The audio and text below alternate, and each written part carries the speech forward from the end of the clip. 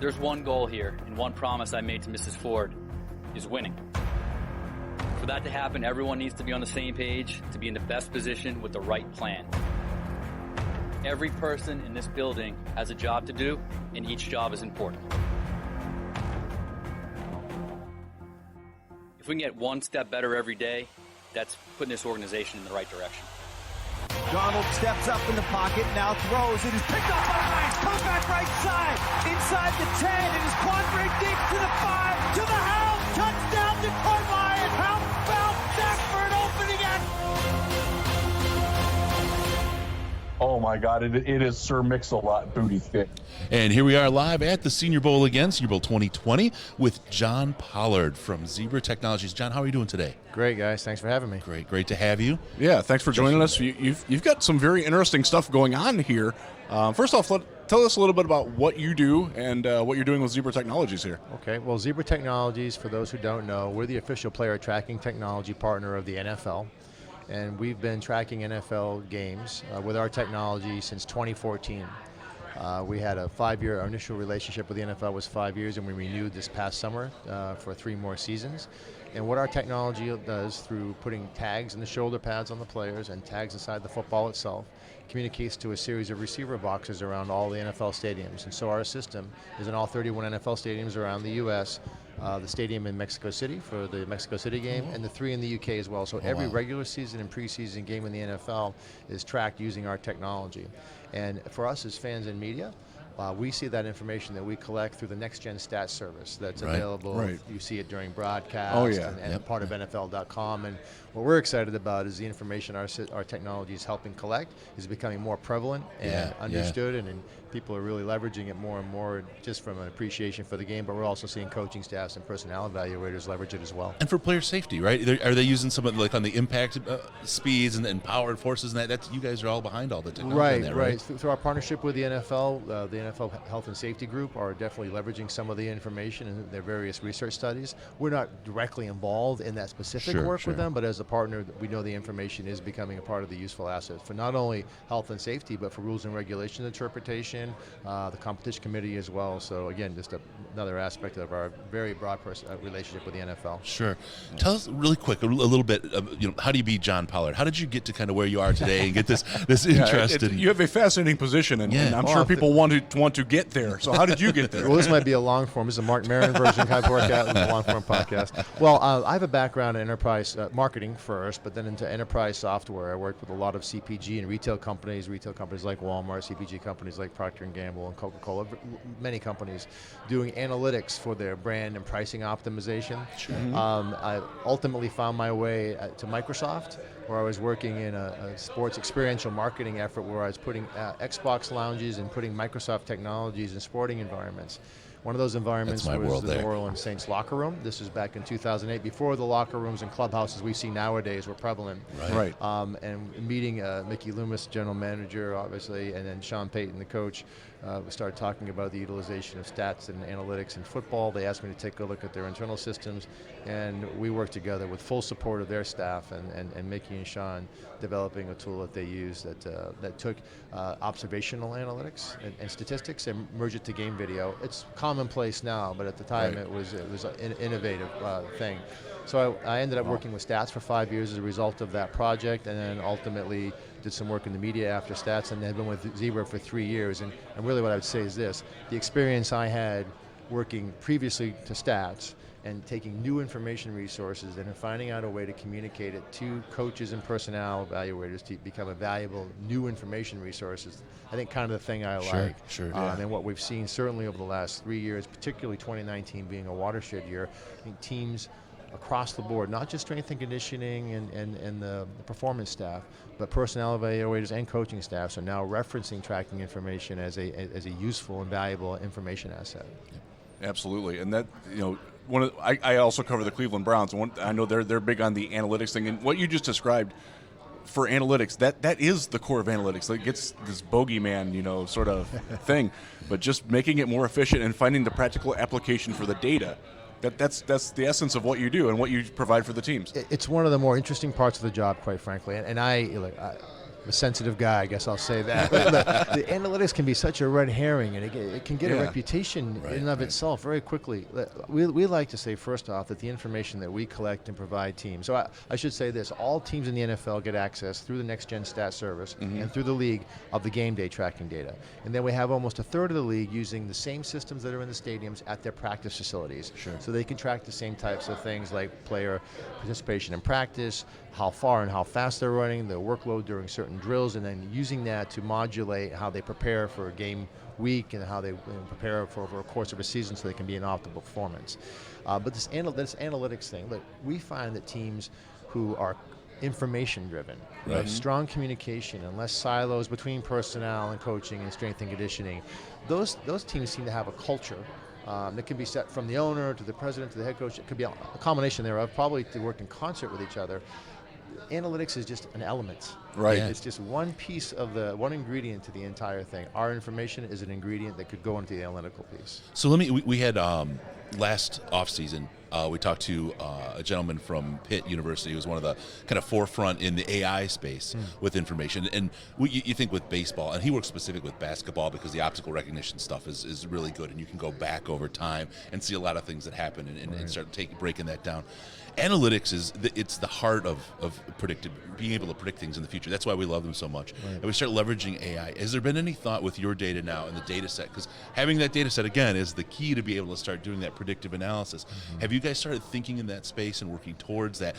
Especially in the NFL, it becomes particularly difficult because there's only 16 games. Right. You have a very limited Sample data set to smaller. work with. Yeah. Sure. So any thought in that space? Yeah, well, I would say my time at Stats was when SportView, the optical tracking system, was purchased and implemented by the NBA. Sure, okay. And then the application that I worked with the Saints was actually applied to all NBA teams. So all NBA teams used a basketball version of the same application. So I have great familiarity with what tracking data can provide and kind of the evolution, what we have now in the middle of here inside the NFL.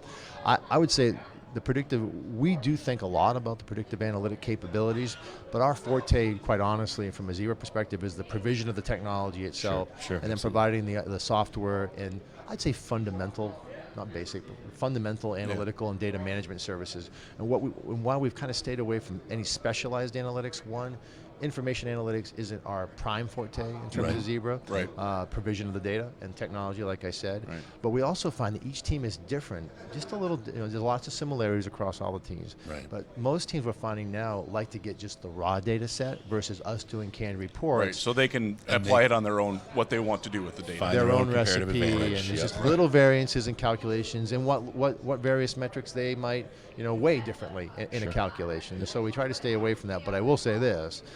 The more advanced teams that I see using the information, and advanced, I should say this too, it's not about the number of people, it's about the culture and the willingness and the openness and the curiosity and how to apply this information. The teams that are more advanced are using the predictive thing.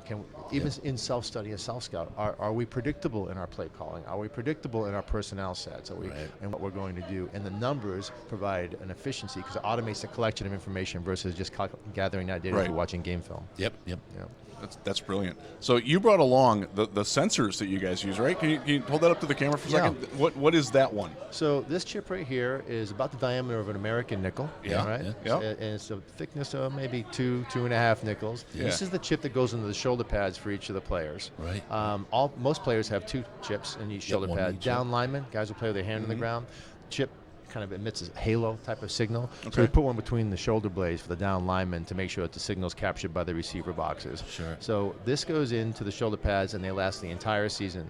Operationally, they're turned on and turned off by a piece of hardware and an activity we call wanding. You just go by the shoulder pads, you put them into wake mode. At the end of the game, there's a device that puts them back to sleep so the chips last a year. In the practice environment where, as you guys know, there's limited sets of padded practices. Right. These chips are sewn into the neoprene, Under Armour compression shirt, whatever it might be. Right. And they can be, the cool thing about it from an equipment manager perspective, forget about the advanced analytics.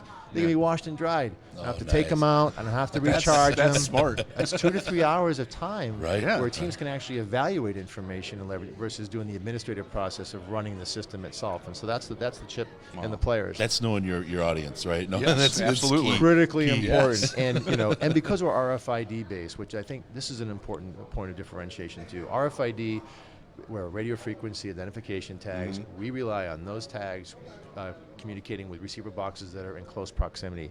GPS devices, which are alternative version, rely on the satellites encircling the Earth. And so what some of the differentiators that we benefit from our technology: data latency. The data is available through software in a matter of moments, right? And then accuracy. We're sub a couple of inches, where GPS systems can vary in terms of a margin of error. Also, optical systems have that same challenge. Right. The other chip that we have here, the chip I'm showing you, is the chip that's actually inside the football.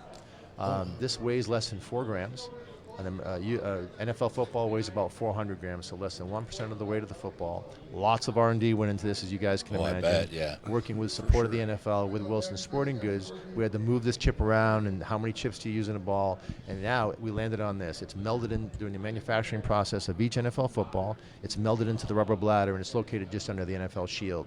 Wow. Real quick, these chips, the players blink 12 times a second. Okay. Location, proximity, distance traveled, acceleration. Chips in the ball 25 times a second. Oh, wow. So we're getting velocity, rotational information like RPM. So when a guy spins it, we actually know now. We calculate those spins, and we can derive height information for punts and kicks as well. Awesome. Wow, that's incredible.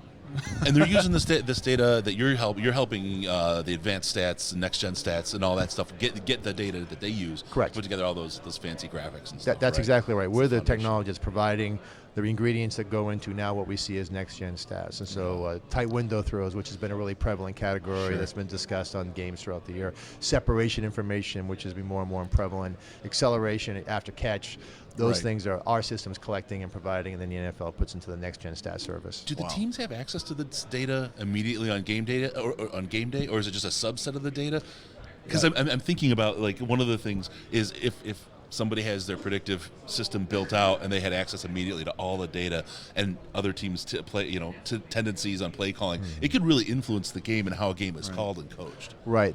Teams do not get this data during game day. Okay. There's limitations that the league has from a competition. That would be something like if a player's like fighting with a hamstring injury, maybe he's not at top speed. You could ascertain that from the data, obviously more than the eye test. That's exactly right. Now you have that they can use that live in practice, and that's what teams use our live practice dashboard. They're watching players very quickly, but in the game situation, it's the day after game. They get all the teams the game data from both teams the day after, like they did get the game video. Right. So it's not a lot on the sideline or in the booth. They get it post, and it's always a retrospective evaluation. But you guys, you're here and you're tracking everything here at the Senior Bowl, and you got the data out quickly because you got a bunch of stuff in front of you here that came out from yesterday's practices. Yeah.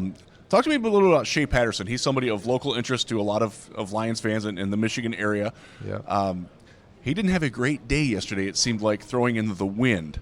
Is that something that gets quantified from what your data is here? So a couple of things I'll point out, not necessarily the preeminent metric that we track a quarterback for, but how fast they actually ran. Shea actually recorded the second highest quarterback speed behind Justin Herbert from Oregon at 14.3 miles an hour. Now, some teams could look at that as their escapability, athleticism. Can he move on the throw and evade the pass rush? That is an element you could consider beyond the film study itself. But also during the day, let's see here, he had his max initial speed on a pass was 65.1 miles an hour.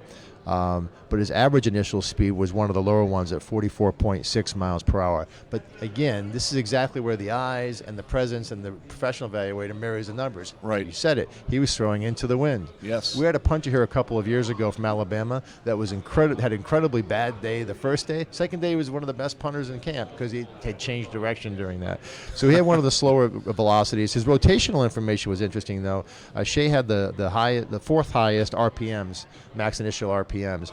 Now, I would say that what is interesting is the quarterback coaches and support staff that work with quarterbacks do look at the RPM information, because depending upon what type of climate they're going to work in, that spin rate's critically important to optimize potential for accuracy in weather conditions. And so that's something we've seen more and more coaches look at and consider over the years. Wow. Interesting. Anybody else of interest to our? I know you're a closet Lions fan. Do we want to say closet or like a little extra Lions with somebody else? Repressed, maybe. Yes. We try not to say that with all of our clients. I really got friends in every team. We support everybody. Right. We know how that goes. So Josh, your edge rusher. Josh Uche from Michigan. Josh Uche, right. So again, 6'2", 250-pound edge rusher. He ran 17.77 miles per hour on day one. Now, I would say this: it's become more comfortable ranges of miles per hour and expectations for position groups. Sure. That's at the high end of what we'd say a performing linebacker is. Yep. So that's saying something, from an edge. You kind of want to see that. So if you want to move him to outside linebacker, the data shows that he has the speed to do it. At least day one is a suggestion that he could be, but he's right at the high end of the range there. So that's a high performer for an edge rusher, and then Kenny. Willikis. Michigan State. Yeah. He was the fastest defensive line in day one, 17.82 miles per hour. So, again, coaches like to look at that. Again, they can identify from the film study whether he has a high motor, whether he's around the ball all the time, and what information like this provides is empirical evidence to support that professional evaluation. And you can also figure out, like, the acceleration time, the time to top speed, and all that stuff. They get all that data as well. They do, right. And so what we do is we provide teams like the Lions this full set of reports for all the practices, and again, that becomes another reference and information resource in their evaluation of these players for the upcoming draft. So this is obviously changes the calculus for coaches and coaching staffs and GMs on how they're doing their evaluation for draft. Well, it could. Yeah, absolutely. It's a whole set of information that a lot of these people, and we've seen a lot of draft Twitter talking about Shea Patterson, for example, yesterday, and this kind of changes that calculus. So it may change the point of view or there's a different point of view that a lot of people don't have that the insiders in the league do have. Right. Last question for you, John. How does somebody get access to this? Is this only available to the NFL teams, or can I pay $1 million and have access? How does it work? So we'll have a subset of this information published and available through the Senior Bowl site when they're actually going to post that. I'm not sure, but so I'd keep an eye on the Senior Bowl site, even post the Senior Bowl week. Check our social channels as well at Zebra Sports and at Zebra Technologies. We're publishing that. And I'd also say give the Senior Bowl a follow. And Jim Nagy himself, the executive director of the Senior Bowl, he's publishing a lot of this information almost live time in practice. We're communicating him as things happen on the field. He's pushing that. He and his team are pushing it out. So keep an eye out on those channels through Twitter. Awesome. That's John, great. thank you so much for your time. Guys, really appreciate you joining us. Appreciate the Great help. stuff. Awesome. Thanks for joining us. You're in the room right behind us here, so you don't have to go far. Well, the good news there, it's about 15 degrees warmer in there. You poor guys. We got the door coming. Yeah. All right, John. Thanks so much, guys. Zebra Thanks, John. Technologies, thank you for joining us. All right, We will take get care. back in just a few minutes, folks. Thank you all for joining us.